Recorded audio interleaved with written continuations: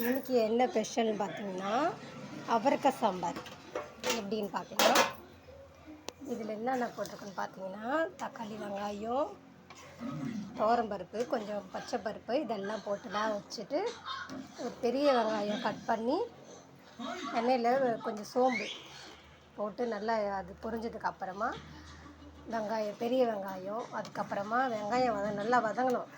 நல்லா வதங்கின பிறகு அவரைக்காய் நம்ம கட் பண்ணி வச்சுக்கிறோம் இல்லையா, அதுவும் நல்லா எண்ணெயிலே நல்லா வதக்கிட்டு அதுக்கப்புறம் நம்ம சாம்பார் ரெடி பண்ணி வச்சுக்கிறோம் இல்லையா, எல்லாத்தையும் கொஞ்சோண்டு இது வீட்டுத்தூள், குழம்பு தூள் தான் போட்டிருக்கேன். நல்லா காரமாக இருக்கும் பாருங்கள். கமன்னு அவரைக்காய் சாம்பார்.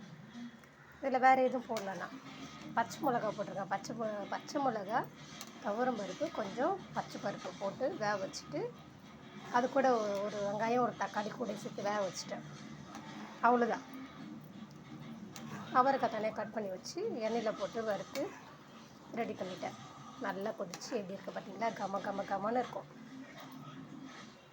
கொஞ்சம் பெருங்காயத்தூள் சேர்த்துருக்கேன். இறக்கும்போது கொஞ்சம் பெருங்காயத்தூள் நான் சேர்ப்பேன். அப்போ தான் அந்த வாசம் நல்லாயிருக்கும். பாருங்கள், அவரைக்காய் சாம்பார் நான் இப்படி தான் செய்வேன். நீங்கள் எப்படி செய்வீங்கன்னு கமெண்ட்டில் சொல்லுங்கள். பிடிச்சிருந்தா லைக் பண்ணுங்கள், சப்ஸ்கிரைபர் பண்ணுங்கள். நீங்கள் எப்படி செய்வீங்கன்னு கமெண்ட்டில் சொல்லுங்கள். தேங்க்யூ.